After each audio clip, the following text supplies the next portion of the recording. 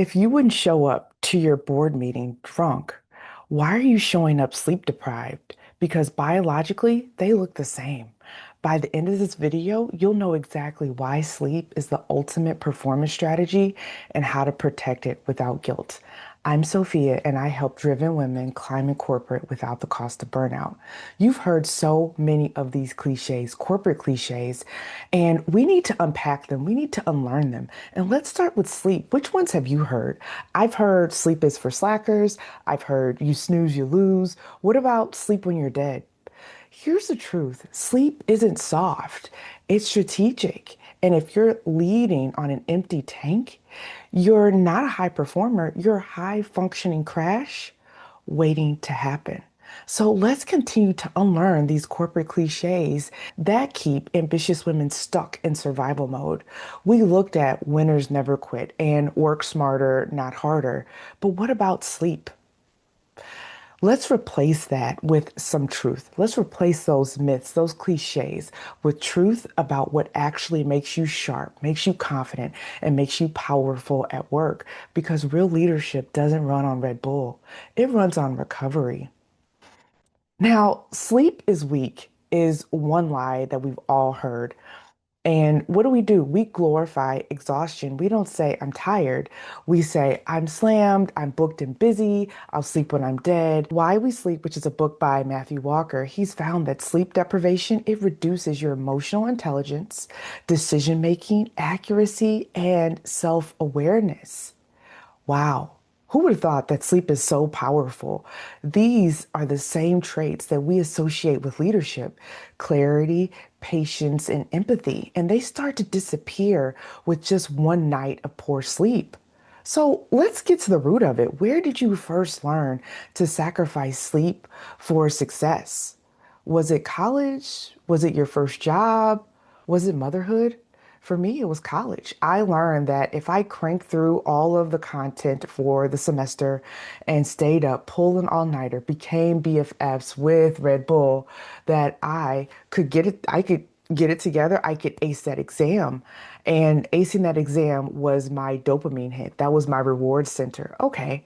So I began to do that consistently. And what did I do? I trained myself to run on fumes. So where did you first learn it?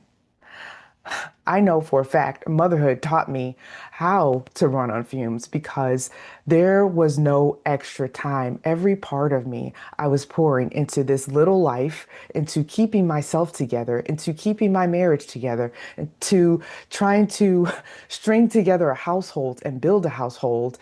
Thriving on fumes, man, that's where I lived. But here are the facts. Did you know that the CDC equates 18 hours to 24 hours of no sleep to the same thing as an alcohol level of 0.10? Yeah, that's the equivalent of being legally drunk in some states. So, again, if you wouldn't show up to your board meeting tipsy, why are we celebrating leaders who show up sleep deprived? How many of your bad days are really just underslept days? Burnout doesn't always look like breaking down. Sometimes it looks like high functioning decision fatigue. And that's when leadership gets sloppy, when the brain hasn't had an opportunity to reset overnight. Yeah, for me, like when I'm cranking through a project, we talk about leading projects so powerfully, leading teams so powerfully. I mean, that was my sweet spot. I would protect my team. Okay, you guys have put in enough hours, and I would stay up burning the midnight oil. The first thing to go, the gym.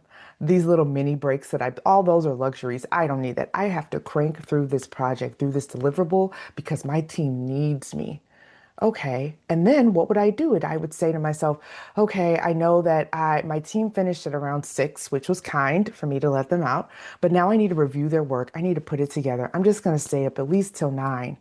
And then I start, 9 o'clock comes, and then it goes. I start negotiating another 15 minutes, another 30 minutes, if I could just crank through this, because I knew that I was in deep work mode. And if I kept focusing and kept at it, not only would I finish everything, but I could start the next day, a fresh start, new problems, everything was already submitted.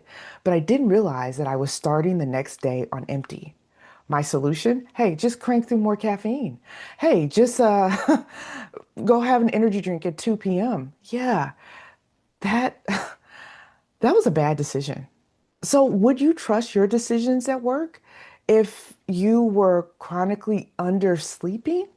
If you were legally drunk? Because that's what chronic sleep loss mimics. All right, so let's talk about hustle culture. But before I do, what other cliches have you heard about sleep? Put them in the comments. Let's keep this conversation going because we're not going to burn the midnight oil, right? Okay, so sleep is for slackers. You snooze, you lose. And my personal favorite is you just need to want it more.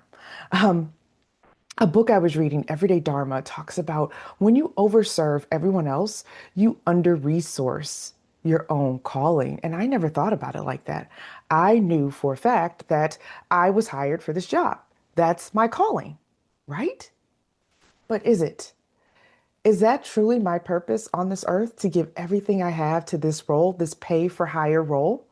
What about laughter? What about enjoying some of my friendships, my relationships with my siblings, my relationships with my friends? What about investing in myself, caring enough about myself to log off early so I can make it to the gym, log off early so I can make it to that pickleball tournament that I signed up to be in a league, but I never show up. And let me tell you, I got caught in that just the burnout cycle. And for me, it was like, was it 2 years, 3 years? I work for the C-suite, and that means everything we did, it went directly to the CFO for the earnings statement, for the earnings calls, or the CEO that they would present to the board. And small questions would turn into 10 hours of rework. And I felt pressure to deliver. And it's funny, my husband would say to me, "Why are you working so late? Like, what are you really doing?" And I would tell him, like, yeah, at 4 p.m., I received a request to turn an output into an input. So that means I have to rework, recreate my whole Excel model that I built the response or the deck or all these answers on. So it's going to take me 4 hours to recreate it. It's going to take me 2 hours to check it, 2 hours to format it because I can't just slap up a data dump into the deck. And then I need an hour to proof it. So, yeah, I need to not only have more boundaries, I need to have clarity in what I'm saying yes to. And if I'm always saying yes to serve someone else, what about me? What about my biological needs like sleep? Is the version of success you're chasing one that you'll actually be awake enough to enjoy? And I phrase it that way.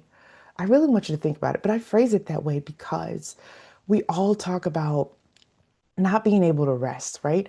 Saving all of our rest days for PTO or that dream vacation. But I hear from so many people who say, I'm on vacation, but I wasn't able to rest until day 5. And next thing you know, it was time to pack up and head back home. Why are we doing that to ourselves? We need to start with prioritizing rest. And yeah, it's not always a midday nap, but it is consistent sleep.